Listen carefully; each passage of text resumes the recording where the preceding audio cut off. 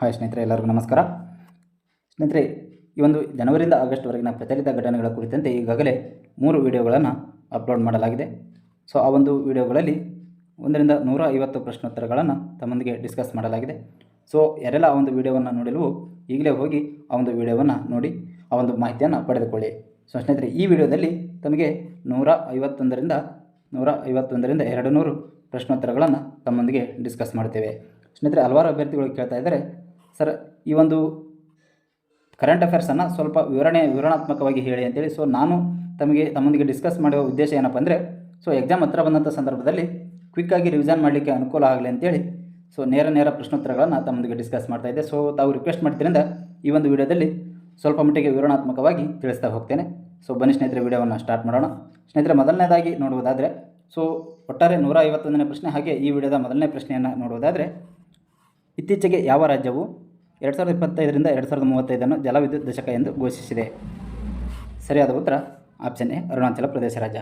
ಸ್ನೇಹಿತರೆ, ಹಲವಾರು ಬಾರಿ ಎಕ್ಸಾಮ್ಗಳಲ್ಲಿ ಕೇಳಿದ್ದಾರೆ ಈ ಒಂದು ರಾಜ್ಯಗಳ ರಾಜಧಾನಿ ಆಗಿರ್ಬೋದು, ರಾಜ್ಯದ ಮುಖ್ಯಮಂತ್ರಿ, ರಾಜ್ಯದ ರಾಜ್ಯಪಾಲರಾಗಿರ್ಬೋದು, ಹಾಗೆ ಆ ಒಂದು ರಾಜ್ಯಗಳಿಗೆ ಇರುವಂತಹ ಪರ್ಯಾಯ ಹೆಸರು, ಬಿರುದು, ಹಾಗೆ ಇತ್ಯಾದಿ ಆ ಒಂದು ರಾಜ್ಯದ ವಿಶೇಷತೆ ಬಗ್ಗೆ ಹಲವಾರು ಎಕ್ಸಾಮ್ಗಳಲ್ಲಿ ಕೇಳಿದ್ದಾರೆ. ಸೊ ನಾವು ಹಾಗಾಗಿ ಈ ಒಂದು ಅರುಣಾಚಲ ಪ್ರದೇಶ ರಾಜ್ಯದ ಬಗ್ಗೆ ನೋಡುವುದಾದರೆ, ಅರುಣಾಚಲ ಪ್ರದೇಶದ ರಾಜಧಾನಿ ಬಂದುಬಿಟ್ಟು ಇಟಾನಗರ. ಅರುಣಾಚಲ ಪ್ರದೇಶದ ರಾಜಧಾನಿ ಇಟಾನಗರ. ಹಾಗೆ ಅರುಣಾಚಲ ಪ್ರದೇಶ ರಾಜ್ಯದ ಪ್ರಸ್ತುತ ಮುಖ್ಯಮಂತ್ರಿ ಯಾರಿದ್ದಾರೆ ಅಂತೇಳಿ ನೋಡುವುದಾದರೆ ಪೆಮಾ ಖಂಡು. ಯಾರಿದ್ದಾರೆ? ಪೆಮಾ ಖಂಡು. ಹಾಗೆ ಅರುಣಾಚಲ ಪ್ರದೇಶ ರಾಜ್ಯದ ರಾಜ್ಯಪಾಲರ ಹೆಸರನ್ನು ನೋಡುವುದಾದರೆ ಕೈವಲ್ಯ ತ್ರಿವಿಕ್ರಮ್ ಪಟ್ನಾಯಕ್ ಅಂತೇಳಿ ಈ ಒಂದು ಅರುಣಾಚಲ ಪ್ರದೇಶ ರಾಜ್ಯದ ರಾಜ್ಯಪಾಲರಿದ್ದಾರೆ. ಸ್ನೇಹಿತರೆ, ನಮ್ಮ ಭಾರತ ದೇಶದಲ್ಲಿ 7 ಈಶಾನ್ಯ ರಾಜ್ಯಗಳಿವೆ. ಎಷ್ಟು? 7 ಈಶಾನ್ಯ ರಾಜ್ಯಗಳಿವೆ. ಈ ಒಂದು 7 ಈಶಾನ್ಯ ರಾಜ್ಯಗಳನ್ನು ಏನಂತೇಳಿ ಕರೀತಾರೆ ಅಂದರೆ ಸಪ್ತ ಸೋದರಿ ರಾಜ್ಯಗಳು ಅಂತೇಳಿ ಕರೀತಾರೆ. ಸಪ್ತ ಸೋದರಿ ರಾಜ್ಯಗಳು ಅಂತೇಳಿ ಕರೀತಾರೆ. ಸೊ ಈ ಒಂದು ಸಪ್ತ ಸೋದರಿ ರಾಜ್ಯಗಳಲ್ಲಿ ಅತ್ಯಂತ ದೊಡ್ಡ ರಾಜ್ಯ ಯಾವುದು ಅಂದರೆ ಅರುಣಾಚಲ ಪ್ರದೇಶ ಅತ್ಯಂತ ದೊಡ್ಡ ರಾಜ್ಯವಾಗಿರ್ತದೆ. ಹಾಗೆ ಸ್ನೇಹಿತರೆ, ಈ ಒಂದು ಅರುಣಾಚಲ ಪ್ರದೇಶ ರಾಜ್ಯವನ್ನು ಡಾನ್ ಲಿಟ್ ಪರ್ವತಗಳ ನಾಡು ಅಂತೇಳಿ ಕೂಡ ಕರೀತಾರೆ. ಏನಂತೇಳಿ? ಡಾನ್ ಲಿಟ್ ಪರ್ವತಗಳ ನಾಡು ಅಂತೇಳಿ ಕೂಡ ಕರೀತಾರೆ. ಸ್ನೇಹಿತರೆ, ಈ ಒಂದು ಪಾಯಿಂಟ್ಸನ್ನು ತಾವು ತಮಗೆ ಟೈಮ್ ಇದ್ದರೆ ನೋಟ್ಸ್ ಮಾಡಿ ಕೂಡ ಇಟ್ಕೋಬೋದು. ಏಕೆಂದರೆ ನೆಕ್ಸ್ಟ್ ಸ್ಟಡಿ ಮಾಡುವಂಥ ಸಂದರ್ಭದಲ್ಲಿ, ರಿವಿಷನ್ ಮಾಡುವಂಥ ಸಂದರ್ಭದಲ್ಲಿ ತಮಗೆ ಅತಿ ಹೆಚ್ಚಾಗಿ ನೆನಪು ಉಳಿಯುವ ಸಾಧ್ಯತೆ ಇರ್ತದೆ. ಹಾಗಾಗಿ ತಮಗೆ ಟೈಮ್ ಇದ್ದರೆ ನೋಟ್ಸ್ ಮಾಡಿ ಕೂಡ ಇಟ್ಕೊಳ್ಳಿ. ಓಕೆ, ನೆಕ್ಸ್ಟ್ ಪ್ರಶ್ನೆಯನ್ನು ನೋಡೋಣ ಸ್ನೇಹಿತರೆ. ನೆಕ್ಸ್ಟ್ ಪ್ರಶ್ನೆ, ಇಫ್ಕೋ ತನ್ನ ಮೊದಲ ಸಾಗರೋತ್ತರ ನ್ಯಾನೋ ರಸಗೊಬ್ಬರ ಘಟಕವನ್ನು ಯಾವ ದೇಶದಲ್ಲಿ ಉತ್ಪಾದಿಸುತ್ತಿದೆ? ಸರಿಯಾದ ಉತ್ತರ ಆಪ್ಷನ್ ಸಿ, ಬ್ರೆಜಿಲ್ ದೇಶದಲ್ಲಿ ಉತ್ಪಾದಿಸಲಾಗುತ್ತಿದೆ. ಹಾಗಾದರೆ ಸ್ನೇಹಿತರೆ, ಈ ಒಂದು ಇಫ್ಕೋದ ವಿಸ್ತೃತ ರೂಪವನ್ನು ನೋಡುವುದಾದರೆ Indian farmers fertilizer cooperative limited ಅಂತೇಳಿ. Indian farmer fertilizer cooperative limited ಅಂತೇಳಿ. ಸೊ ಇದನ್ನು ಸಹ ನೆನಪಿನಲ್ಲಿ ಇಟ್ಕೊಳ್ಬೇಕು. ಹಲವಾರು ಬಾರಿ ಇದರ ಒಂದು ಫುಲ್ ಫಾರ್ಮನ್ನು ಸಹ ಕೇಳುವ ಸಾಧ್ಯತೆ ಇರ್ತದೆ. The one cricket my life and more, ಇದು ಯಾರ ಆತ್ಮಚರಿತ್ರೆಯಾಗಿದೆ ಅಂತೇಳಿ ಪ್ರಶ್ನೆ ಇದೆ. ಸರಿಯಾದ ಉತ್ತರ ಆಪ್ಷನ್ ಸಿ, ಶಿಖರ್ ಧವನ್ ರವರ ಆತ್ಮಚರಿತ್ರೆಯಾಗಿದೆ. ನೆಕ್ಸ್ಟ್ ಪ್ರಶ್ನೆ, 2025ರ 9ನೇ ಏಷ್ಯನ್ ಚಳಿಗಾಲದ ಕ್ರೀಡಾಕೂಟದ ಪದಕ ಪಟ್ಟಿಯಲ್ಲಿ ಯಾವ ದೇಶವು ಅಗ್ರಸ್ಥಾನದಲ್ಲಿದೆ? ಸರಿಯಾದ ಉತ್ತರ ಆಪ್ಷನ್ ಸಿ, ಚೀನಾ ದೇಶ. ನೆಕ್ಸ್ಟ್, ಫೆಬ್ರವರಿ 2025ರಲ್ಲಿ ಬಿಡುಗಡೆಯಾದ ಭ್ರಷ್ಟಾಚಾರ ಗ್ರಹಿಕೆ ಸೂಚ್ಯಂಕದಲ್ಲಿ ಭಾರತದ ಸ್ಥಾನ ಎಷ್ಟು ಅಂತೇಳಿ ಪ್ರಶ್ನೆ ಇದೆ. ಸರಿಯಾದ ಉತ್ತರ ಆಪ್ಷನ್ ಡಿ, 96ನೇ ಸ್ಥಾನ. ಸ್ನೇಹಿತರೆ, ಒಟ್ಟು 180 ದೇಶಗಳಲ್ಲಿ, ಈ ಒಂದು ಸಮೀಕ್ಷೆಯ ಒಟ್ಟು 180 ದೇಶಗಳಲ್ಲಿ ಭಾರತ 96ನೇ ಸ್ಥಾನದಲ್ಲಿದೆ. ಹಾಗಾದರೆ ಸ್ನೇಹಿತರೆ, ಈ ಒಂದು ಭ್ರಷ್ಟಾಚಾರದಲ್ಲಿ ಕಡಿಮೆ ಭ್ರಷ್ಟಾಚಾರವನ್ನು ಹೊಂದಿರುವ ದೇಶ ಯಾವುದು ಅಂತೇಳಿ ನೋಡುವುದಾದರೆ ಮೊದಲನೇದಾಗಿ ಡೆನ್ಮಾರ್ಕ್ ಅತ್ಯಂತ ಕಡಿಮೆ ಭ್ರಷ್ಟಾಚಾರವನ್ನು ಹೊಂದಿರುವಂತಹ ದೇಶ ಆಗಿದೆ. ನೆಕ್ಸ್ಟ್, 2ನೇ ಸ್ಥಾನದಲ್ಲಿ ಫಿನ್ಲ್ಯಾಂಡ್ ಇದೆ. 2ನೇ ಸ್ಥಾನದಲ್ಲಿ ಫಿನ್ಲ್ಯಾಂಡ್. 3ನೇ ಸ್ಥಾನದಲ್ಲಿ ಇರುವಂತಹ ದೇಶ ಯಾವುದು ಅಂದರೆ ಸಿಂಗಾಪುರ್. ಇವು ಅತ್ಯಂತ ಕಡಿಮೆ ಭ್ರಷ್ಟಾಚಾರವನ್ನು ಹೊಂದಿರುವಂತಹ ದೇಶಗಳಾಗಿವೆ. ಹಾಗಾದರೆ ಸ್ನೇಹಿತರೆ, ಅತಿ ಹೆಚ್ಚು ಭ್ರಷ್ಟಾಚಾರವನ್ನು ಹೊಂದಿರುವಂತಹ ದೇಶ ಯಾವುದು ಅಂದರೆ ಸೋಮಾಲಿಯಾ ಅತ್ಯಂತ ಹೆಚ್ಚಿನ ಒಂದು ಭ್ರಷ್ಟಾಚಾರವನ್ನು ಹೊಂದಿರುವಂತಹ ದೇಶ ಆಗಿದೆ. ನೆಕ್ಸ್ಟ್ ಪ್ರಶ್ನೆಯನ್ನು ನೋಡೋಣ. ದಿ ಬ್ರೂಟ್ ಲಿಸ್ಟ್ ಚಿತ್ರದ ಪಾತ್ರಕ್ಕಾಗಿ ಆಸ್ಕರ್ನಲ್ಲಿ ಅತ್ಯುತ್ತಮ ನಟ ಪ್ರಶಸ್ತಿಯನ್ನು ಗೆದ್ದವರು ಯಾರು? ಸರಿಯಾದ ಉತ್ತರ ಆಪ್ಷನ್ ಎ, ಆಡ್ರಿಯನ್ ಬ್ರಾಡಿ. ಹಾಗಾದರೆ ಆಸ್ಕರ್ನಲ್ಲಿ ಅತ್ಯುತ್ತಮ ನಟಿ ಪ್ರಶಸ್ತಿಯನ್ನು ಯಾರಿಗೆ ನೀಡಲಾಗಿದೆ? 2025ನೇ ಸಾಲಿನ ಆಸ್ಕರ್ ಪ್ರಶಸ್ತಿಯಲ್ಲಿ ಅತ್ಯುತ್ತಮ ನಟಿ ಪ್ರಶಸ್ತಿಯನ್ನು ಯಾರು ಪಡೆದುಕೊಂಡಿದ್ದಾರೆ ಅಂತೇಳಿ ಪ್ರಶ್ನೆಯನ್ನೇನಾದರೂ ಕೇಳಿದರೆ ಮೈಕಿ ಮ್ಯಾಡಿಸನ್ ರವರು ಅತ್ಯುತ್ತಮ ನಟಿ ಪ್ರಶಸ್ತಿಯನ್ನು ಪಡೆದುಕೊಂಡಿದ್ದಾರೆ. ಮೈಕಿ ಮ್ಯಾಡಿಸನ್. ಸೊ ಇವರಿಗೆ ಯಾವ ಒಂದು ಚಿತ್ರದ ನಟನೆಗಾಗಿ ಈ ಅತ್ಯುತ್ತಮ ನಟಿ ಪ್ರಶಸ್ತಿಯನ್ನು ನೀಡಲಾಗಿದೆ ಅಂತೇಳಿ ಕೂಡ ಪ್ರಶ್ನೆಯನ್ನು ಕೇಳಬಹುದು. ಇವರಿಗೆ ಅನೋರಾ ಚಿತ್ರದ ನಟನೆಗಾಗಿ ಒಂದು ಅತ್ಯುತ್ತಮ ನಟಿ ಪ್ರಶಸ್ತಿಯನ್ನು ನೀಡಲಾಗಿದೆ. ನೆಕ್ಸ್ಟ್ ಪ್ರಶ್ನೆ, 2025ರ BCCI ಪ್ರಶಸ್ತಿಗಳಲ್ಲಿ ಪಾಲಿ ಉಮ್ರಿಗರ್ ಪ್ರಶಸ್ತಿಯನ್ನು ಯಾರಿಗೆ ನೀಡಲಾಗಿದೆ? ಸರಿಯಾದ ಉತ್ತರ option C, Jasprit Bumrah. So ಸ್ನೇಹಿತರೆ, ನಮ್ಮ ಇಂಡಿಯನ್ ಬೌಲರ್ ಜಸ್ಪ್ರೀತ್ ಬುಮ್ರಾ ಅವರಿಗೆ 2025ನೇ ಸಾಲಿನ ವಿಸ್ಡನ್ ವರ್ಷದ ಕ್ರಿಕೆಟಿಗ ಪ್ರಶಸ್ತಿಯನ್ನು ಕೂಡ ನೀಡಲಾಗಿದೆ. ವಿಸ್ಡನ್ ವರ್ಷದ ಕ್ರಿಕೆಟಿಗ ಪ್ರಶಸ್ತಿಯನ್ನು ಸಹ ಜಸ್ಪ್ರೀತ್ ಬುಮ್ರಾ ಅವರಿಗೆ ನೀಡಲಾಗಿದೆ. ಸೊ ಹಾಗಾಗಿ ಇಂಪಾರ್ಟೆಂಟ್ ಆಗಿದೆ. ಸೊ ನೆನಪಿನಲ್ಲಿ ಇಟ್ಕೊಳ್ಳಿ. ನೆಕ್ಸ್ಟ್ ಪ್ರಶ್ನೆ, ವಿಶ್ವ ಆರ್ಥಿಕ ವೇದಿಕೆ WEFನ 2025ರ ವಾರ್ಷಿಕ ಸಭೆಯನ್ನು ಯಾವ ದೇಶದಲ್ಲಿ ಆಯೋಜಿಸಲಾಗಿತ್ತು? ಸರಿಯಾದ ಉತ್ತರ ಸ್ವಿಟ್ಜರ್ಲೆಂಡ್ನ ದಾವೋಸ್ನಲ್ಲಿ ಆಯೋಜಿಸಲಾಗಿತ್ತು. ಹಾಗಾದರೆ ಸ್ನೇಹಿತರೆ, ಈ ಒಂದು WEFನ ವಿಸ್ತೃತ ರೂಪವನ್ನು ನೋಡುವುದಾದರೆ ವರ್ಲ್ಡ್ ಎಕನಾಮಿಕ್ ಫೋರಮ್ ಅಂತೇಳಿ. ಸೊ ಇಲ್ಲಿದೆ ವರ್ಲ್ಡ್ ಎಕನಾಮಿಕ್ ಫೋರಮ್ ಅಂತೇಳಿ ಈ ಒಂದು WEFನ ವಿಸ್ತೃತ ರೂಪವಾಗಿರುತ್ತದೆ. ನೆಕ್ಸ್ಟ್ ಪ್ರಶ್ನೆ, 2025ರ 3ನೇ ಸಾಬಾ ಮಹಿಳಾ ಬಾಸ್ಕೆಟ್ಬಾಲ್ ಚಾಂಪಿಯನ್ಶಿಪ್ ಪ್ರಶಸ್ತಿಯನ್ನು ಗೆದ್ದ ದೇಶ ಯಾವುದು? ಸರಿಯಾದ ಉತ್ತರ ಆಪ್ಷನ್ ಸಿ, ಭಾರತ. ನೆಕ್ಸ್ಟ್ ಪ್ರಶ್ನೆ, ವಿಶ್ವದ ಅತಿದೊಡ್ಡ ವನ್ಯಜೀವಿ ರಕ್ಷಣಾ ಕೇಂದ್ರ ವಂಟಾರವನ್ನು ಎಲ್ಲಿ ಉದ್ಘಾಟಿಸಲಾಗಿದೆ? ಸೊ ಸರಿಯಾದ ಉತ್ತರ ಆಪ್ಷನ್ ಬಿ, ಗುಜರಾತ್. ಸ್ನೇಹಿತರೆ, ಗುಜರಾತ್ನಲ್ಲಿ ಇತ್ತೀಚೆಗೆ ಪ್ರಧಾನಿ ನರೇಂದ್ರ ಮೋದಿ ಅವರು ಈ ಒಂದು ವಂಟಾರ ವನ್ಯಜೀವಿ ರಕ್ಷಣಾ ಕೇಂದ್ರವನ್ನು ಉದ್ಘಾಟಿಸಿದ್ದಾರೆ. ಹಾಗಾದರೆ ಸ್ನೇಹಿತರೆ, ಈ ಒಂದು ವನ್ಯಜೀವಿ ರಕ್ಷಣಾ ಕೇಂದ್ರದಲ್ಲಿ ಸುಮಾರು 2,000ಕ್ಕೂ ಹೆಚ್ಚು ಜಾತಿಯ 1.5 ಲಕ್ಷಕ್ಕೂ ಅಧಿಕ ಪ್ರಾಣಿಗಳಿಗೆ ಈ ಒಂದು ವನ್ಯಜೀವಿ ರಕ್ಷಣಾ ಕೇಂದ್ರದಲ್ಲಿ ಆಶ್ರಯವನ್ನು ನೀಡಲಾಗಿದೆ. ಸೊ ಈ ಒಂದು ರಕ್ಷಣಾ ಕೇಂದ್ರದಲ್ಲಿ ಅಳಿವಿನಂಚಿನಲ್ಲಿರುವಂತಹ ಪ್ರಾಣಿಗಳ ರಕ್ಷಣೆಯನ್ನು ಮಾಡುವ ಉದ್ದೇಶದೊಂದಿಗೆ ನರೇಂದ್ರ ಮೋದಿ ಅವರು ಇತ್ತೀಚೆಗೆ ಈ ಒಂದು ವನ್ಯಜೀವಿ ರಕ್ಷಣಾ ಕೇಂದ್ರವನ್ನು ಸ್ಥಾಪನೆಯನ್ನು ಮಾಡಿದ್ದಾರೆ. ನೆಕ್ಸ್ಟ್ ಪ್ರಶ್ನೆ, ಯಾವ ಭಾರತೀಯ ಮೂಲದ ಗಗನಯಾತ್ರಿ ಮಹಿಳೆಯೊಬ್ಬರು ಅತಿ ಹೆಚ್ಚು ಬಾಹ್ಯಾಕಾಶ ನಡಿಗೆ ಮಾಡಿದ ಹೊಸ ದಾಖಲೆಯನ್ನು ಸ್ಥಾಪಿಸಿದರು? ಸರಿಯಾದ ಉತ್ತರ option B, Sunita Williams. So almost ಎಲ್ರಿಗೂ ಕೂಡ ಈ ಹೆಸರು ಚಿರಪರಿಚಿತ. ಸೊ ನಮ್ಮ ದೇಶದ ಸುನಿತಾ ವಿಲಿಯಮ್ಸ್ ಅವರು 3 ಬಾರಿ ಬಾಹ್ಯಾಕಾಶಕ್ಕೆ ಹೋಗಿರುತ್ತಾರೆ. ಎಷ್ಟು ಬಾರಿ ಅಂದರೆ 3 ಬಾರಿ ಬಾಹ್ಯಾಕಾಶಕ್ಕೆ ಹೋಗಿರುತ್ತಾರೆ. ಸೊ ಇವರು 1 ಬಾರಿಗೆ 286 ದಿನಗಳ ಕಾಲ ಬಾಹ್ಯಾಕಾಶದಲ್ಲಿ ಉಳಿದಂತಹ ದಾಖಲೆಯನ್ನು ಮಾಡಿದ್ದಾರೆ. 286 ದಿನಗಳು ಬಾಹ್ಯಾಕಾಶದಲ್ಲಿ ಉಳಿದಂತಹ ದಾಖಲೆಯನ್ನು ಸಹ ಮಾಡಿದ್ದಾರೆ ಮತ್ತು ಇವರು 3 ಬಾರಿ ಬಾಹ್ಯಾಕಾಶಯಾನವನ್ನು ಸಹ ಮಾಡಿದ್ದಾರೆ. ನೆಕ್ಸ್ಟ್, ರಾಷ್ಟ್ರೀಯ ಮಹಿಳಾ ಆಯೋಗ. ಸೊ ಈ ಒಂದು ರಾಷ್ಟ್ರೀಯ ಮಹಿಳಾ ಆಯೋಗದ ಅಧ್ಯಕ್ಷರಾಗಿ ಯಾರು ನೇಮಕಗೊಂಡಿದ್ದಾರೆ ಅಂತೇಳಿ ಪ್ರಶ್ನೆ ಇದೆ.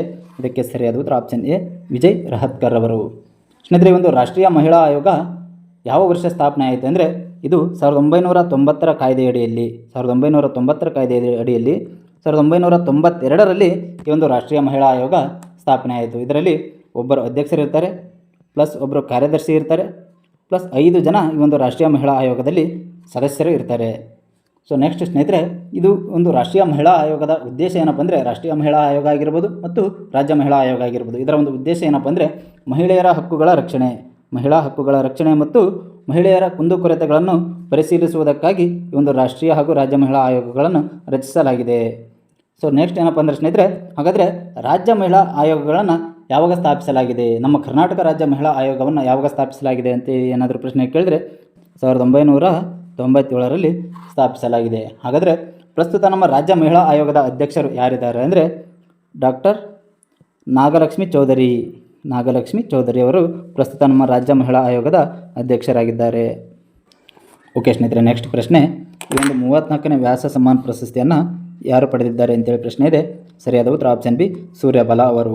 ಹಾಗಾದರೆ ಸ್ನೇಹಿತರೆ, ಈ ಒಂದು 34ನೇ ವ್ಯಾಸ ಸಮ್ಮಾನ್ ಪ್ರಶಸ್ತಿಯನ್ನು ಯಾವ ಭಾಷೆಯ ಕೃತಿಗಳಿಗೆ ನೀಡಲಾಗುತ್ತದೆ ಅಂತೇಳಿ ನೋಡುವುದಾದರೆ ಹಿಂದಿ ಭಾಷೆಯ ಕೃತಿಗಳಿಗೆ ಈ ಒಂದು ವ್ಯಾಸ ಸಮ್ಮಾನ್ ಪ್ರಶಸ್ತಿಯನ್ನು ನೀಡಲಾಗುತ್ತದೆ. ಮತ್ತು ಈ ಒಂದು ಸೂರ್ಯಬಾಲ ಅವರಿಗೆ ನೀಡಿದಂತಹ ವ್ಯಾಸ ಸಮ್ಮಾನ್ ಪ್ರಶಸ್ತಿ ಯಾವ ಒಂದು ಕೃತಿಗಾಗಿ ನೀಡಲಾಗಿದೆ ಅಂತೇಳಿ ನೋಡುವುದಾದರೆ ಕೌನ್ ದೇಸ್ಕೋ ವಾಸಿ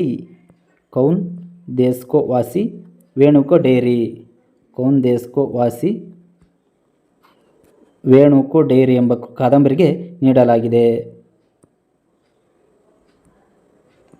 ಹಾಗಾದರೆ ಸ್ನೇಹಿತರೆ, ಈ ಒಂದು ವ್ಯಾಸ ಸಮ್ಮಾನ ಪ್ರಶಸ್ತಿ ಯಾವಾಗ ಸ್ಥಾಪನೆಯಾಯಿತು? ಈ ಒಂದು ವ್ಯಾಸ ಸಮ್ಮಾನ ಪ್ರಶಸ್ತಿ 1991ರಲ್ಲಿ ಸ್ಥಾಪನೆಯಾಯಿತು. ಹಾಗೆ ಈ ಒಂದು ಪ್ರಶಸ್ತಿಯನ್ನು ಸ್ಥಾಪನೆ ಮಾಡಿದಂತಹ ಸಂಸ್ಥೆ ಯಾವುದು ಅಂದರೆ KK ಬಿರ್ಲಾ ಫೌಂಡೇಶನ್ ಅವರು ಈ ಒಂದು ಪ್ರಶಸ್ತಿಯನ್ನು ನೀಡುತ್ತಾರೆ. ಈ ಒಂದು ಪ್ರಶಸ್ತಿಯನ್ನು ಸ್ಥಾಪನೆ ಮಾಡಿದ್ದಾರೆ ಯಾರು ಅಂದರೆ KK ಬಿರ್ಲಾ ಫೌಂಡೇಶನ್ ಅವರು ಈ ಒಂದು ಪ್ರಶಸ್ತಿಯನ್ನು ಸ್ಥಾಪನೆ ಮಾಡಿದ್ದಾರೆ. ಹಾಗೆ ಇವರು ಕೂಡ ಪ್ರತಿ ವರ್ಷ ನೀಡ್ತಾರೆ. ಮತ್ತು ಈ ಒಂದು ಪ್ರಶಸ್ತಿಯ ಮೌಲ್ಯ ಎಷ್ಟಿದೆ ಅಂತೇಳಿ ನೋಡುವುದಾದರೆ 4 ಲಕ್ಷ ರೂಪಾಯಿಗಳು. ಈ ಒಂದು ವ್ಯಾಸ ಸಮ್ಮಾನ್ ಪ್ರಶಸ್ತಿಯ ಒಟ್ಟು ಮೊತ್ತ ಎಷ್ಟಂದರೆ 4 ಲಕ್ಷ ರೂಪಾಯಿಗಳು. ಸ್ನೇಹಿತರೆ, ಈ ಒಂದು ವ್ಯಾಸ ಸಮ್ಮಾನ ಪ್ರಶಸ್ತಿಯನ್ನು ಸುಮಾರು 10 ವರ್ಷಗಳಲ್ಲಿ ಪ್ರಕಟವಾದಂತಹ ಭಾರತೀಯ ನಾಗರಿಕನ ಹಿಂದಿ ಕೃತಿಯನ್ನು ಗುರುತಿಸಿ ಈ ಒಂದು ಪ್ರಶಸ್ತಿಯನ್ನು ನೀಡಲಾಗುತ್ತದೆ. ಸೊ ಇದಿಷ್ಟು ಕೂಡ ಈ ಒಂದು ವ್ಯಾಸ ಸಮ್ಮಾನ ಪ್ರಶಸ್ತಿಗೆ ಸಂಬಂಧಪಟ್ಟಂತಹ ಇಂಪಾರ್ಟೆಂಟ್ ಮಾಹಿತಿಯಾಗಿದೆ ಸ್ನೇಹಿತರೆ.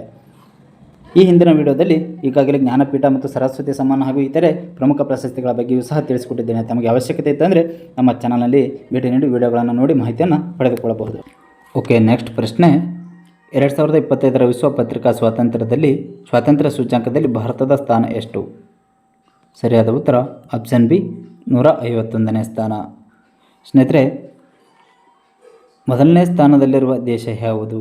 ಸರಿಯಾದ ಉತ್ತರ ನಾರ್ವೆ ದೇಶ ಈ ಒಂದು ಪತ್ರಿಕಾ ಸ್ವಾತಂತ್ರ್ಯದಲ್ಲಿ ಮೊದಲನೇ ಸ್ಥಾನದಲ್ಲಿದೆ.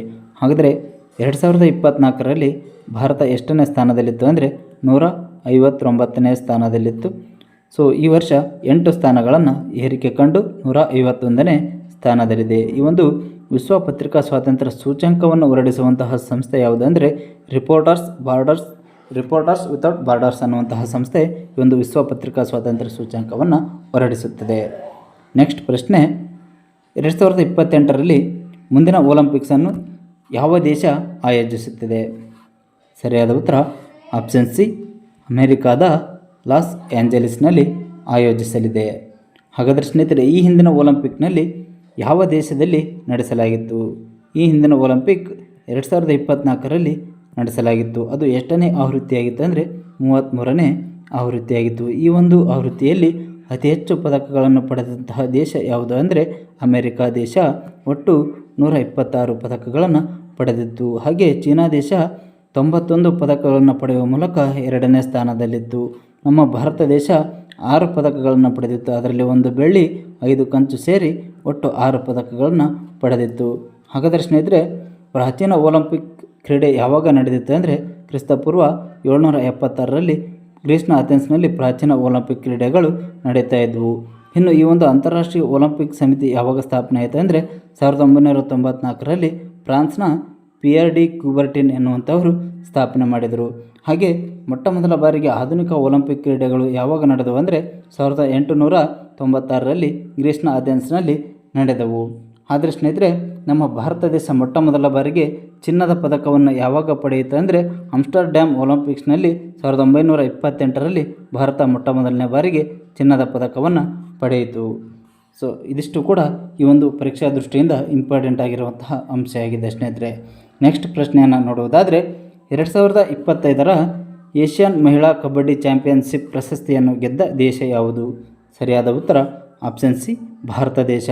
ಹಾಗಾದರೆ ಸ್ನೇಹಿತರೆ, ಯಾವ ದೇಶವನ್ನು ಸೋಲಿಸುವ ಮೂಲಕ ಭಾರತ ಈ ಒಂದು ಚಾಂಪಿಯನ್ ಪಟ್ಟವನ್ನು ಪಡೆದುಕೊಂಡಿದೆ ಅಂತೇಳಿ ನೋಡುವುದಾದರೆ ಇರಾನ್ ದೇಶವನ್ನು ಸೋಲಿಸುವ ಮೂಲಕ ಭಾರತ 2025ರ ಏಷ್ಯನ್ ಮಹಿಳಾ ಕಬಡ್ಡಿ ಚಾಂಪಿಯನ್ಶಿಪ್ಪನ್ನು ಪಡೆದುಕೊಂಡಿದೆ. ನೆಕ್ಸ್ಟ್ ಪ್ರಶ್ನೆ. ICC ಮಹಿಳಾ ಅಂಡರ್-19 T20 ವಿಶ್ವಕಪ್ 2025ರ ಪ್ರಶಸ್ತಿಯನ್ನು ಗೆದ್ದ ದೇಶ ಯಾವುದು? ಸರಿಯಾದ ಉತ್ತರ ಆಪ್ಷನ್ ಎ ಭಾರತ ದೇಶ. ನೆಕ್ಸ್ಟ್ ಪ್ರಶ್ನೆ. 2025ರ ಕೃತಕ ಬುದ್ಧಿಮತ್ತೆ AI ಕ್ರಿಯಾ ಶೃಂಗಸಭೆಯನ್ನು ಯಾವ ದೇಶ ಆಯೋಜಿಸಿತ್ತು? ಸರಿಯಾದ ಉತ್ತರ ಫ್ರಾನ್ಸ್ ದೇಶ. ಸ್ನೇಹಿತರೆ, ಹಲವಾರು ಬಾರಿ ಎಕ್ಸಾಮ್ಗಳಲ್ಲಿ ಈ ಒಂದು ದೇಶಗಳ ಅಧ್ಯಕ್ಷರು, ಪ್ರಧಾನಿ, ಆ ದೇಶದ ಕರೆನ್ಸಿ, ಹಾಗೆ ಆ ಒಂದು ದೇಶದ ಸಂಸತ್ತು, ರಾಜಧಾನಿ ಯಾವುದು, ಈ ರೀತಿಯಾಗಿ ಹಲವಾರು ಬಾರಿ ಪ್ರಶ್ನೆಗಳನ್ನು ಕೇಳಿದ ಉದಾಹರಣೆಗಳಿವೆ. ಹಾಗಾಗಿ ಪ್ರತಿಯೊಂದು ದೇಶದ ಬಗ್ಗೆ ಅಂದರೆ ಮೇನಾಗಿ ನಮ್ಮ ಭಾರತದ ಸುತ್ತಮುತ್ತಲಿನ ದೇಶಗಳು ಆಗಿರ್ಬೋದು ಮತ್ತು ನಮ್ಮ ಭಾರತದೊಡನೆ ವ್ಯವಹಾರಗಳನ್ನು ಮಾಡ್ತಕ್ಕಂಥ ಪ್ರಮುಖ ದೇಶಗಳ ಬಗ್ಗೆ ತಿಳಿದುಕೊಳ್ಳುವುದು ಅವಶ್ಯಕವಾಗಿರುತ್ತದೆ. ಸೊ ಇದರಲ್ಲಿ ಫ್ರಾನ್ಸ್ ದೇಶದ ಬಗ್ಗೆ ತಿಳಿದುಕೊಳ್ಳುವುದಾದರೆ ಸ್ನೇಹಿತರೆ, ಫ್ರಾನ್ಸ್ ದೇಶದ ಅಧ್ಯಕ್ಷರು ಯಾರಿದ್ದಾರೆ ಅಂದರೆ ಎಮ್ಯಾನ್ಯುಯಲ್ ಮ್ಯಾಕ್ರಾನ್ ಅವರಿದ್ದಾರೆ. ಎಮ್ಯಾನ್ಯುಯಲ್ ಮ್ಯಾಕ್ರಾನ್ ಎನ್ನುವಂಥವರು ಫ್ರಾನ್ಸ್ ದೇಶದ ಅಧ್ಯಕ್ಷರಾಗಿದ್ದಾರೆ. ಹಾಗೆ ಫ್ರಾನ್ಸ್ ದೇಶದ ಪ್ರಧಾನಿ ಯಾರಿದ್ದಾರೆ ಅಂದರೆ ಗ್ಯಾಬ್ರಿಯಲ್ ಅಟಲ್ ಅವರು ಫ್ರಾನ್ಸ್ ದೇಶದ ಪ್ರಧಾನಿಯಾಗಿದ್ದಾರೆ.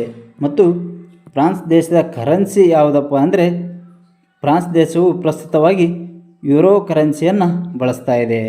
ಮತ್ತು ಫ್ರಾನ್ಸ್ನ ರಾಜಧಾನಿ ಯಾವುದು ಅಂತೇಳಿ ಹಲವಾರು ಬಾರಿ ಎಕ್ಸಾಮ್ಗಳಲ್ಲಿ ಕೇಳಿದ್ದಾರೆ. ಇದಕ್ಕೆ ಫ್ರಾನ್ಸ್ನ ರಾಜಧಾನಿ ಯಾವುದು ಅಂದರೆ ಪ್ಯಾರಿಸ್. ಓಕೆ ಸ್ನೇಹಿತರೆ, ಇದಿಷ್ಟು ಕೂಡ. ಮತ್ತು ಫ್ರಾನ್ಸ್ನ ಸಂಸತ್ತನ್ನು ಏನಂತೇಳಿ ಕರೀತಾರೆ. ಸೊ ಬಹಳ ಸರಿ ಎಕ್ಸಾಮ್ಗಳಲ್ಲಿ ಕೇಳಿದ್ದಾರೆ. ಹಾಗಾಗಿಂದ ಈ ಒಂದು ನಮ್ಮ ಆಜುಬಾಜು ದೇಶಗಳ ಒಂದು ಸಂಸತ್ತಿನ ಹೆಸರನ್ನು ಸಹ ನೆನಪಿನಲ್ಲಿ ಇಟ್ಕೊಳ್ಬೇಕು. ಹಾಗೆ ಫ್ರಾನ್ಸ್ ದೇಶದ ಸಂಸತ್ತನ್ನು ಸೆನೆಟ್ ಅಂತೇಳಿ ಕರೆಯುತ್ತಾರೆ. ನೆಕ್ಸ್ಟ್ ಪ್ರಶ್ನೆ. ಇತ್ತೀಚಿನ ಜನಗಣತಿಯ ಪ್ರಕಾರ ಭಾರತ ಅತಿ ಹೆಚ್ಚು ರಣಹದ್ದುಗಳನ್ನು ಹೊಂದಿರುವ ರಾಜ್ಯ ಯಾವುದು ಅಂತೇಳಿ ಪ್ರಶ್ನೆ ಇದೆ. ಇದಕ್ಕೆ ಸರಿಯಾದ ಉತ್ತರ ಆಪ್ಷನ್ ಡಿ, ಮಧ್ಯಪ್ರದೇಶ ರಾಜ್ಯ. ಹಾಗೆ ಒಂದು ಮಧ್ಯಪ್ರದೇಶ ರಾಜ್ಯದ ಮುಖ್ಯಮಂತ್ರಿ ಯಾರಿದ್ದಾರೆ ಅಂದರೆ ಮೋಹನ್ ಬುದಾವ್ ಅವರಿದ್ದಾರೆ. ಇನ್ನು ರಾಜ್ಯಪಾಲರು ಬಂದ್ಬಿಟ್ಟು ಮಂಗೂಬಾಯಿ ಛಗನ್ಭಾಯ್ ಪಟೇಲ್ ಅವರು ಇದ್ದಾರೆ. ಈ ಒಂದು ಮಧ್ಯಪ್ರದೇಶ ರಾಜಧಾನಿ ಬಂದ್ಬಿಟ್ಟು ಭೋಪಾಲ್. ಈ ಒಂದು ಮಧ್ಯಪ್ರದೇಶ ರಾಜ್ಯಕ್ಕೆ ಮಧ್ಯಪ್ರದೇಶ ಅಂತ ಹೆಸರು ಬರಲಿಕ್ಕೆ ಕಾರಣ ಏನಪ್ಪ ಅಂದರೆ ನಮ್ಮ ಭಾರತ ದೇಶದ ಅತ್ಯಂತ ಕೇಂದ್ರ ಭಾಗದಲ್ಲಿ ಮಧ್ಯಭಾಗದಲ್ಲಿ ಇರುವುದರಿಂದ ಈ ಒಂದು ರಾಜ್ಯಕ್ಕೆ ಮಧ್ಯಪ್ರದೇಶ ಅಂತೇಳಿ ಹೆಸರು ಬಂದಿದೆ. Next, America presidential medal of freedom ಪಡೆದ ಮೊದಲ ಫುಟ್ಬಾಲ್ ಆಟಗಾರ ಯಾರು? ಸರಿಯಾದ ಉತ್ತರ ಲಿಯೋನಲ್ ಮೆಸ್ಸಿ. ಶಾಂತಿ ಮತ್ತು ಸ್ಥಿರತೆಗಾಗಿ 2025ರ ಗೋಲ್ಡನ್ ಮರ್ಕ್ಯುರಿ ಪ್ರಶಸ್ತಿಯನ್ನು ಗೆದ್ದವರು ಯಾರು? ಸರಿಯಾದ ಉತ್ತರ option A, Dalai Lama. Next, ಭಾರತದ ಮೊದಲ ಬಯೋಪಾಲಿಮರ್ ಉತ್ಪಾದನಾ ಘಟಕವನ್ನು ಉತ್ತರ ಪ್ರದೇಶದ ಯಾವ ಜಿಲ್ಲೆಯಲ್ಲಿ ಸ್ಥಾಪಿಸಲಾಗುವುದು? ಸರಿಯಾದ ಉತ್ತರ ಉತ್ತರ ಪ್ರದೇಶದ ಲಖೀಂಪುರ ಕೆರೆಯಲ್ಲಿ ಸ್ಥಾಪಿಸಲಾಗುವುದು. ನೆಕ್ಸ್ಟ್ ಪ್ರಶ್ನೆ, DGCA ನಾಗರಿಕ ವಿಮಾನಯಾನ ನಿರ್ದೇಶನಾಲಯದ ಹೊಸ ಮಹಾನಿರ್ದೇಶಕರಾಗಿ ಯಾರು ನೇಮಕಗೊಂಡಿದ್ದಾರೆ? ಸರಿಯಾದ ಉತ್ತರ ಆಪ್ಷನ್ ಸಿ, ಫೈಜ್ ಅಹಮದ್ ಕಿದ್ವಾಯಿ ಅವರು ನೇಮಕಗೊಂಡಿದ್ದಾರೆ. ಈ ಒಂದು DGCAದ ವಿಸ್ತೃತ ರೂಪವನ್ನು ನೋಡುವುದಾದರೆ director general of civil aviation ಅಂತೇಳಿ, director general of civil aviation ಅಂತೇಳಿ. ನೆಕ್ಸ್ಟ್ ಪ್ರಶ್ನೆ, ಈ ಕೆಳಗಿನ ಯಾವ ನಗರವು 2025ರ ವಿಶ್ವ ಅಥ್ಲೆಟಿಕ್ಸ್ ಚಾಂಪಿಯನ್ಶಿಪ್ಗಳನ್ನು ಆಯೋಜಿಸುತ್ತದೆ? ಸರಿಯಾದ ಉತ್ತರ ಜಪಾನ್ನ ಟೋಕಿಯೋ ನಗರ. ಸ್ನೇಹಿತರೆ, ಈ ಒಂದು ಜಪಾನ್ ದೇಶದ ಪ್ರಧಾನಿ ಯಾರಿದ್ದಾರೆ ಅಂತ ಹೇಳಿದರೆ ಶಿಗೇರು ಇಶಿಬಾ. ಜಪಾನ್ ದೇಶದ ಪ್ರಧಾನಿ ಶಿಗೇರು ಇಶಿಬಾ ಅವರು ಇದ್ದಾರೆ. ಶಿಗೇರು ಇಶಿಬಾ.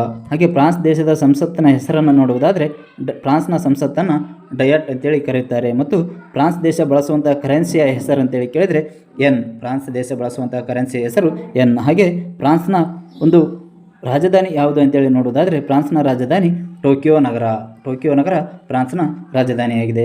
ಹಾಗೆ ಸ್ನೇಹಿತರೆ, ಫ್ರಾನ್ಸ್ನ ಪ್ರಧಾನಿ ಬಂದ್ಬಿಟ್ಟು ಶಿಗೇರು ಇಶಿಬಾ ಅಂತೇಳಿ ನೋಡಿದ್ವಿ. ಆದರೆ ಫ್ರಾನ್ಸ್ ದೇಶದಲ್ಲಿ ಅಧ್ಯಕ್ಷರು ಇರುವುದಿಲ್ಲ, ಅವರ ಬದಲಾಗಿ ಚಕ್ರವರ್ತಿ ಇರುತ್ತಾರೆ. ಫ್ರಾನ್ಸ್ನ ಅಧ್ಯಕ್ಷರ ಬದಲಾಗಿ ಯಾರಿರ್ತಾರೆ? ಚಕ್ರವರ್ತಿಯವರು ಇರ್ತಾರೆ. ಹಾಗೆ ಸ್ನೇಹಿತರೆ, ಫ್ರಾನ್ಸ್ ದೇಶವು ಒಂದು ಸಂಸದೀಯ ರಾಜಪ್ರಭುತ್ವ ಉಳ್ಳಂತಹ ದೇಶವಾಗಿದೆ. ಇದರ ಮುಖ್ಯಸ್ಥರಾಗಿ ಚಕ್ರವರ್ತಿಗಳೇ ಇದ್ದರೂ ಸಹ ಇದರ ಒಂದು ಅಂತಿಮ ನಿರ್ಧಾರ ಯಾರಿಗೆ ಇರ್ತದೆ ಅಂದರೆ ಚುನಾಯಿತ ಸರ್ಕಾರಕ್ಕೆ ಅಂತಿಮ ನಿರ್ಧಾರ ಇರುತ್ತದೆ. ಸೊ ಇದಿಷ್ಟು ಕೂಡ ಒಂದು ಜಪಾನ್ ದೇಶಕ್ಕೆ ಸಂಬಂಧಪಟ್ಟಂತಹ ಸಂಕ್ಷಿಪ್ತ ಮಾಹಿತಿಯಾಗಿದೆ. ನೆಕ್ಸ್ಟ್ ಪ್ರಶ್ನೆ, 2025ರ ಸಂಗೀತ ಕಲಾನಿಧಿ ಪ್ರಶಸ್ತಿಯನ್ನು ಯಾರಿಗೆ ನೀಡಲಾಗಿದೆ? ಸರಿಯಾದ ಉತ್ತರ option B, RK Shriram Kumar ಅವರಿಗೆ ನೀಡಲಾಗಿದೆ. ನೆಕ್ಸ್ಟ್ ಪ್ರಶ್ನೆ ಸ್ನೇಹಿತರೆ, 2025ರಲ್ಲಿ ಎಷ್ಟು ವ್ಯಕ್ತಿಗಳಿಗೆ ಪದ್ಮ ಪ್ರಶಸ್ತಿಗಳನ್ನು ನೀಡಿ ಗೌರವಿಸಲಾಗಿದೆ? ಸರಿಯಾದ ಉತ್ತರ ಆಪ್ಷನ್ ಡಿ, 139 ಪ್ರಶಸ್ತಿಗಳನ್ನು ನೀಡಲಾಗಿದೆ. ಸ್ನೇಹಿತರೆ, ಈ ಒಂದು ಪ್ರಶಸ್ತಿಗಳ ಬಗ್ಗೆ ನೋಡುವುದಾದರೆ ಒಟ್ಟು 139 ಮಂದಿಗೆ ಈ ಒಂದು ಪ್ರಶಸ್ತಿಗಳನ್ನು ನೀಡಲಾಗಿದೆ ಅನ್ನುವಂಥದ್ದು.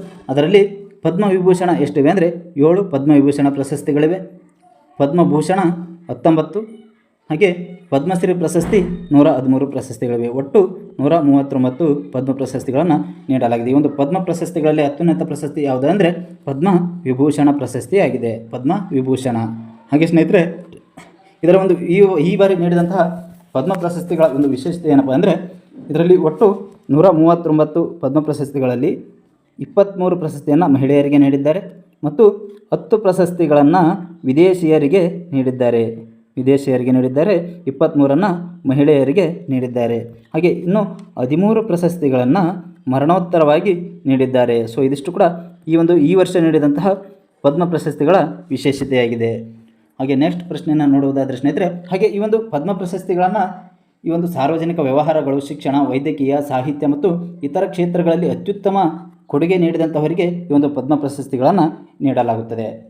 ನೆಕ್ಸ್ಟ್ ಪ್ರಶ್ನೆ ಸ್ನೇಹಿತರೆ, ಈ ಒಂದು ಹೆನ್ಲಿ ಪಾಸ್ಪೋರ್ಟ್ ಸೂಚ್ಯಂಕ 2025ರ ಪ್ರಕಾರ ಯಾವ ದೇಶವು ಅತ್ಯಂತ ಶಕ್ತಿಶಾಲಿ ಪಾಸ್ಪೋರ್ಟನ್ನು ಹೊಂದಿದೆ ಎನ್ನುವಂಥದ್ದು ಪ್ರಶ್ನೆಯಾಗಿದೆ. ಇದಕ್ಕೆ ಸರಿಯಾದ ಉತ್ತರ ಆಪ್ಷನ್ ಸಿ, ಸಿಂಗಾಪುರ್ ದೇಶ ಅತ್ಯಂತ ಶಕ್ತಿಶಾಲಿ ಪಾಸ್ಪೋರ್ಟನ್ನು ಹೊಂದಿದೆ. ಹಾಗಾದರೆ ಸ್ನೇಹಿತರೆ, ಸಿಂಗಾಪುರ್ ದೇಶದ ಪ್ರಧಾನಿ ಯಾರಿದ್ದಾರೆ ಅಂದರೆ ಲಾರೆನ್ಸ್ ವಾಂಗ್ ಅನ್ನುವಂಥವರು ಸಿಂಗಾಪುರದ ಪ್ರಧಾನಿ ಇದ್ದಾರೆ. Lawrence Wong. ಇದರ ಅಧ್ಯಕ್ಷರು ಯಾರಿದ್ದಾರೆ ಅಂದರೆ ಥರ್ಮನ್ ಷಣ್ಮುಗರತ್ನಂ ಅವರಿದ್ದಾರೆ. ಸಿಂಗಾಪುರದ ಅಧ್ಯಕ್ಷರು ಯಾರಿದ್ದಾರೆ ಅಂದರೆ ಥರ್ಮನ್ ಷಣ್ಮುಗರತ್ನಂ.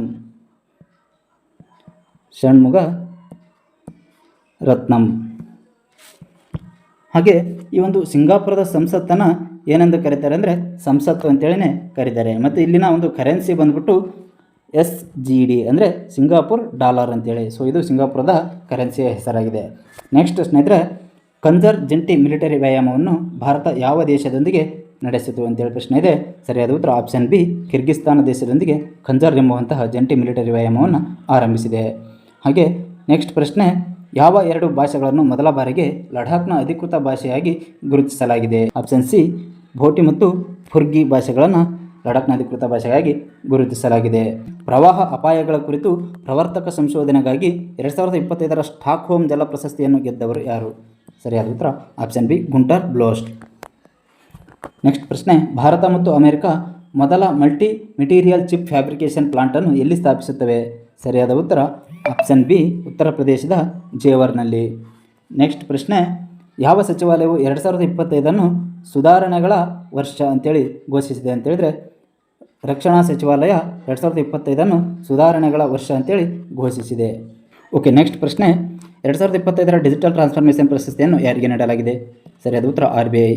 ಈ ಒಂದು RBIನ ವಿಸ್ತೃತ ರೂಪವನ್ನು ನೋಡೋದಾದರೆ ಸ್ನೇಹಿತರೆ, reserve bank of India. Reserve bank of India.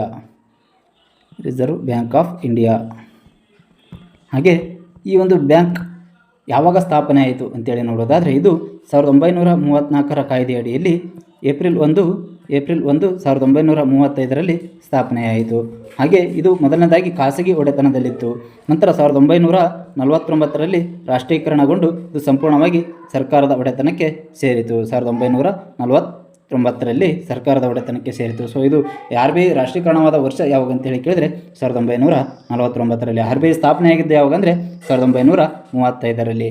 Okay ಸ್ನೇಹಿತರೆ, ಪ್ರಸ್ತುತ RBI ಗವರ್ನರ್ ಯಾರಿದ್ದಾರೆ ಅಂದರೆ ಸಂಜಯ್ ಮಲ್ಹೋತ್ರಾ. ಸಂಜಯ್ ಮಲ್ಹೋತ್ರಾ ಇವರು ಎಷ್ಟನೇ ಗವರ್ನರ್ ಆಗಿದ್ದಾರೆ ಅಂದರೆ 26ನೇ ಗವರ್ನರ್ ಆಗಿದ್ದಾರೆ. ಹಾಗಾದರೆ 25ನೇವರು ಯಾರಿದ್ದಾರೆ ಅಂದರೆ ಶಕ್ತಿಕಾಂತ್ ದಾಸ್ ಅವರಿದ್ದರು. ಯಾರಿದ್ರು? ಶಕ್ತಿಕಾಂತ್ ದಾಸ್. ಇವರು ನಿವೃತ್ತಿಯಾದ ನಂತರ ಸಂಜಯ್ ಮಲ್ಹೋತ್ರಾ ಅವರು 26ನೇ RBI ಗವರ್ನರ್ ಆಗಿ ಆಯ್ಕೆಯಾಗಿದ್ದಾರೆ. ನೆಕ್ಸ್ಟ್ ಪ್ರಶ್ನೆ, ಟೈಮ್ಸ್ ನಿಯತಕಾಲಿಕೆ 2025ರ ವರ್ಷದ ಮಹಿಳೆಯರ ಪಟ್ಟಿಯಲ್ಲಿ ಏಕೈಕ ಭಾರತೀಯ ಮಹಿಳೆಯಾಗಿ ಯಾರು ಹೆಸರಿಸಲ್ಪಟ್ಟಿದ್ದಾರೆ? ಸರಿಯಾದ ಉತ್ತರ option A, Purnima Devi Barman. Next ಪ್ರಶ್ನೆ, ಕಾನ್ಕ್ವೆಸ್ಟ್ 2025 ಬಹುರಾಷ್ಟ್ರೀಯ ಮಿಲಿಟರಿ ವ್ಯಾಯಾಮವನ್ನು ಯಾವ ದೇಶದಲ್ಲಿ ನಡೆಸಲಾಯಿತು? ಸರಿಯಾದ ಉತ್ತರ ಆಪ್ಷನ್ ಡಿ, ಮಂಗೋಲಿಯಾ ದೇಶದಲ್ಲಿ ನಡೆಸಲಾಯಿತು. ನೆಕ್ಸ್ಟ್ ಪ್ರಶ್ನೆ, 2024ರ ವಿಜಯ್ ಹಜಾರೆ ಟ್ರೋಫಿ ಗೆದ್ದವರು ಯಾರು? ಸರಿಯಾದ ಉತ್ತರ ಆಪ್ಷನ್ ಎ, ಕರ್ನಾಟಕ. ಕರ್ನಾಟಕ ರಾಜ್ಯವು ವಿದರ್ಭ ತಂಡವನ್ನು ಸೋಲಿಸುವ ಮೂಲಕ ವಿಜಯ್ ಹಜಾರೆ ಟ್ರೋಫಿಯ ಚಾಂಪಿಯನ್ ಪಟ್ಟವನ್ನು ಪಡೆದುಕೊಂಡಿತು. ನೆಕ್ಸ್ಟ್ ಪ್ರಶ್ನೆ, 2026ರ ಕಾಮನ್ವೆಲ್ತ್ ಕ್ರೀಡಾಕೂಟವನ್ನು ಯಾವ ದೇಶ ಆಯೋಜಿಸುತ್ತದೆ? ಸರಿಯಾದ ಉತ್ತರ ಸ್ಕಾಟ್ಲೆಂಡ್ನ ಗ್ಲಾಸ್ಗೋ ದೇಶ ಆಯೋಜಿಸುತ್ತಿದೆ. ಓಕೆ, ನೆಕ್ಸ್ಟ್ ಪ್ರಶ್ನೆ, 2025-27ನೇ ಸಾಲಿಗೆ ಬಿಮ್ಸ್ಟೆಕ್ನ ಅಧ್ಯಕ್ಷತೆಯನ್ನು ಯಾವ ದೇಶ ವಹಿಸಿಕೊಂಡಿದೆ? ಸರಿಯಾದ ಉತ್ತರ ಆಪ್ಷನ್ ಸಿ, ಬಾಂಗ್ಲಾದೇಶ. ಸ್ನೇಹಿತರೆ, ಈ ಒಂದು ಬಿಮ್ಸ್ಟೆಕ್ನ ವಿಸ್ತೃತ ರೂಪವನ್ನು ನೋಡುವುದಾದರೆ bay of Bengal initiative for multisectoral technical and economic cooperation ಅಂತೇಳಿ. ಸೊ ಇದರ ಒಂದು ವಿಸ್ತೃತ ರೂಪವಾಗಿದೆ. ಇದು ಸ್ಥಾಪನೆಯಾಗಿದ್ದು ಯಾವಾಗಪ್ಪ ಅಂದರೆ ಜೂನ್ 6, 1997ರಲ್ಲಿ ಇದು ಸ್ಥಾಪನೆಯಾಗಿದೆ. ಇದರ ಕೇಂದ್ರ ಕಚೇರಿ ಎಲ್ಲಿದೆಯಪ್ಪ ಅಂದರೆ ಬಾಂಗ್ಲಾದ ಢಾಕಾದಲ್ಲಿದೆ.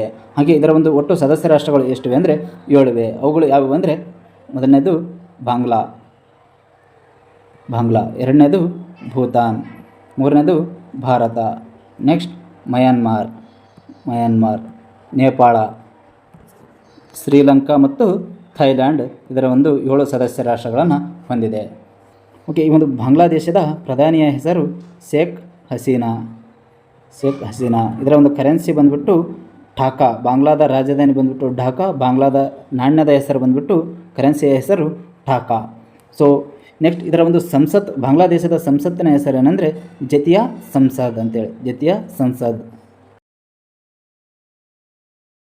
ಯುನೆಸ್ಕೋ ವಿಶ್ವ ಪರಂಪರೆಯ ಪಟ್ಟಿಯಲ್ಲಿ ಸೇರ್ಪಡೆಗೊಂಡ 44ನೇ ಭಾರತೀಯ ತಾಣ ಯಾವುದು? ಸರಿಯಾದ ಉತ್ತರ ಆಪ್ಷನ್ ಸಿ, ಮರಾಠ ಭೂದೃಶ್ಯಗಳು. ನೆಕ್ಸ್ಟ್ ಪ್ರಶ್ನೆ, 2025ರ ವಿಶ್ವ ಪತ್ರಿಕಾ ಫೋಟೋ ಪ್ರಶಸ್ತಿಯನ್ನು ಯಾರು ಪಡೆದುಕೊಂಡಿದ್ದಾರೆ? ಸರಿಯಾದ ಉತ್ತರ ಆಪ್ಷನ್ ಸಿ, ಸಮರ್ ಅಬು ಯಲ್ಲೋಫ್. ನೆಕ್ಸ್ಟ್, 2027ರಲ್ಲಿ ಮೊದಲ ಒಲಿಂಪಿಕ್ ಸ್ಪೋರ್ಟ್ಸ್ ಆಟಗಳು ಎಲ್ಲಿ ನಡೆಯಲಿವೆ? ಸರಿಯಾದ ಉತ್ತರ ಸೌದಿ ಅರೇಬಿಯಾದ ರಿಯಾದ್ನಲ್ಲಿ ನಡೆಯಲಿವೆ. ನೆಕ್ಸ್ಟ್, ಮಾರ್ಚ್ 2025ರಲ್ಲಿ ಟಾಟಾ ಕಮ್ಯುನಿಕೇಷನ್ಸ್ನ ಹೊಸ ಅಧ್ಯಕ್ಷರಾಗಿ ಯಾರು ನೇಮಕಗೊಂಡಿದ್ದಾರೆ? ಸರಿಯಾದ ಉತ್ತರ option C, N Ganapathy Subrahmanyan ಅವರು ನೇಮಕಗೊಂಡಿದ್ದಾರೆ. ನೆಕ್ಸ್ಟ್ ಪ್ರಶ್ನೆ, ಯಾವ ವರ್ಷದ ವೇಳೆಗೆ ಭಾರತವು ದುಗ್ಧರಸ ಫೈಲೇರಿಯಾಸಿಸ್ ಅನ್ನು ತೊಡೆದುಹಾಕಲು ಗುರಿಯನ್ನು ಹೊಂದಿದೆ? ಸರಿಯಾದ ಉತ್ತರ ಆಪ್ಷನ್ ಬಿ 2027ಕ್ಕೆ ಒಂದು ಫೈಲೇರಿಯಾಸಿಸ್ ಮುಕ್ತ ಭಾರತವನ್ನಾಗಿ ಮಾಡುವ ಗುರಿಯನ್ನು ಹೊಂದಿದೆ. ನೆಕ್ಸ್ಟ್ ಪ್ರಶ್ನೆ, ಘಾನಾದ ಅತ್ಯುನ್ನತ ನಾಗರಿಕ ಗೌರವವಾದ officer of the order of the star of Ghana ಪ್ರಶಸ್ತಿಯನ್ನು ಯಾರಿಗೆ ನೀಡಲಾಗಿದೆ? ಸರಿಯಾದ ಉತ್ತರ ನರೇಂದ್ರ ಮೋದಿಯವರಿಗೆ ನೀಡಲಾಗಿದೆ. ನೆಕ್ಸ್ಟ್ ಪ್ರಶ್ನೆ, ಜುಲೈ 2025ರಲ್ಲಿ ಬಿಡುಗಡೆಯಾದ ಹೆನ್ಲಿ ಪಾಸ್ಪೋರ್ಟ್ ಸೂಚ್ಯಂಕದಲ್ಲಿ ಭಾರತದ ಸ್ಥಾನ ಎಷ್ಟು? ಸರಿಯಾದ ಉತ್ತರ ಆಪ್ಷನ್ ಎ 77ನೇ ಸ್ಥಾನ. ಮೊದಲನೇ ಸ್ಥಾನದಲ್ಲಿರುವ ದೇಶ ಸಿಂಗಾಪುರ್. ನೆಕ್ಸ್ಟ್ 2025ರ ವಿಂಬಲ್ಡನ್ ಓಪನ್ನಲ್ಲಿ ಮಹಿಳಾ ಸಿಂಗಲ್ಸ್ ಪ್ರಶಸ್ತಿಯನ್ನು ಗೆದ್ದವರು ಯಾರು? ಸರಿಯಾದ ಉತ್ತರ ಆಪ್ಷನ್ ಬಿ ಈಗ ಸ್ವಿಯಾಟೆಕ್. ಹಾಗೆ ಪುರುಷರ ಸಿಂಗಲ್ಸ್ ಪ್ರಶಸ್ತಿಯನ್ನು ಯಾರು ಗೆದ್ದಿದ್ದಾರೆ ಅಂದರೆ ಕಾರ್ಲೋಸ್ ಆಲ್ಕರಾಜ್ ಅವರು ಗೆದ್ದಿದ್ದಾರೆ. ಕಾರ್ಲೋಸ್ ಆಲ್ಕರಾಜ್ ಅವರು ಈ ಒಂದು ವಿಂಬಲ್ಡನ್ನ ಪುರುಷ ಸಿಂಗಲ್ಸ್ ಪ್ರಶಸ್ತಿಯನ್ನು ಗೆದ್ದಿದ್ದಾರೆ. ನೆಕ್ಸ್ಟ್ ಪ್ರಶ್ನೆ, ಇತ್ತೀಚೆಗೆ ಜುಲೈ 2025ರಲ್ಲಿ ಯಾವ ದೇಶಗಳು ಹೊಸ ಅಭಿವೃದ್ಧಿ ಬ್ಯಾಂಕ್ ಸದಸ್ಯರಾಗಿ ಸೇರ್ಪಡೆಗೊಂಡಿವೆ? ಸರಿಯಾದ ಉತ್ತರ ಆಪ್ಷನ್ ಡಿ ಕೊಲಂಬಿಯಾ ಮತ್ತು ಉಜ್ಬೇಕಿಸ್ತಾನ. ಸ್ನೇಹಿತರೆ, ಈ ಒಂದು NDB ಅಂದರೆ ನ್ಯೂ ಡೆವಲಪ್ಮೆಂಟ್ ಬ್ಯಾಂಕ್ ಅಂತೇಳಿ. ನೆಕ್ಸ್ಟ್, ಇತ್ತೀಚೆಗೆ ಯಾವ ರಾಜ್ಯ ಸರ್ಕಾರದ ಗಜಮಿತ್ರ ಯೋಜನೆಯನ್ನು ಪ್ರಾರಂಭಿಸಿದೆ? ಸರಿಯಾದ ಉತ್ತರ ಆಪ್ಷನ್ ಸಿ ಅಸ್ಸಾಂ ರಾಜ್ಯ ಗಜಮಿತ್ರ ಯೋಜನೆಯನ್ನು ಪ್ರಾರಂಭಿಸಿದೆ. ಹಾಗೆ ಅಸ್ಸಾಂನ ಮುಖ್ಯಮಂತ್ರಿ ಯಾರಿದ್ದಾರೆ ಅಂದರೆ ಹಿಮಂತ್ ಬಿಸ್ವಾ ಶರ್ಮಾ. ಅಸ್ಸಾಂನ ರಾಜ್ಯಪಾಲರು ಬಂದ್ಬಿಟ್ಟು ಗುಲಾಬ್ ಚಂದ್ ಖಟಾರಿಯಾ ಅವರಿದ್ದಾರೆ. ಅಸ್ಸಾಂನ ರಾಜಧಾನಿ ಯಾವುದು ಅಂದರೆ ದೀಸ್ಪುರ. ಅಸ್ಸಾಂನ ರಾಜಧಾನಿ ದೀಸ್ಪುರ. ಅಸ್ಸಾಂನ ಒಂದು ಸಾಂಸ್ಕೃತಿಕ ನೃತ್ಯ ಯಾವುದು ಅಂದರೆ ಜುಮೂರ್. ಅಸ್ಸಾಮನ್ನು ಭಾರತದಲ್ಲಿ ಅತಿ ಹೆಚ್ಚು ಚಹಾ ಬೆಳೆಯುವ ರಾಜ್ಯ ಯಾವುದು ಅಂದರೆ ಅಸ್ಸಾಂ. ಈ ರೀತಿಯಾಗಿ ಈ ಒಂದು ಪ್ರಚಲಿತ ಘಟನೆಗಳ ಸಂಪೂರ್ಣ ಮಾಹಿತಿಯಾಗಿದೆ. ಸ್ನೇಹಿತರೆ, ನಾನು ನೀಡಿದ ಮಾಹಿತಿ ತಮಗೆ ಇಷ್ಟವಾಗಿದ್ದರೆ ವಿಡಿಯೋಗೆ ಒಂದು ಲೈಕ್ ಕೊಡಿ, ಹಾಗೆ ನಿಮ್ಮ ಸ್ನೇಹಿತರಿಗೂ ಕೂಡ ಶೇರ್ ಮಾಡಿ. ನೆಕ್ಸ್ಟ್ ವಿಡಿಯೋದಲ್ಲಿ 2025ರಲ್ಲಿ ನಡೆದಿರುವಂತಹ ಪ್ರಮುಖ ಪ್ರಶಸ್ತಿಗಳ ಬಗ್ಗೆ ವಿಡಿಯೋವನ್ನು ಅಪ್ಲೋಡ್ ಮಾಡಲಾಗ್ತದೆ. ಆ ಒಂದು ವಿಡಿಯೋದ ನೋಟಿಫಿಕೇಷನ್ ತಮಗೆ ಒಂದು ತಲುಪಬೇಕಾದರೆ ವಿಡಿಯೋಗೆ ಲೈಕ್ ಕೊಡಿ ಹಾಗೂ ನಮ್ಮ ಚಾನಲ್ ಸಬ್ಸ್ಕ್ರೈಬ್ ಮಾಡಿಕೊಂಡು ಬೆಲ್ ಐಕಾನ್ ಬಟನ್ ಒತ್ತಿ. ಧನ್ಯವಾದಗಳು.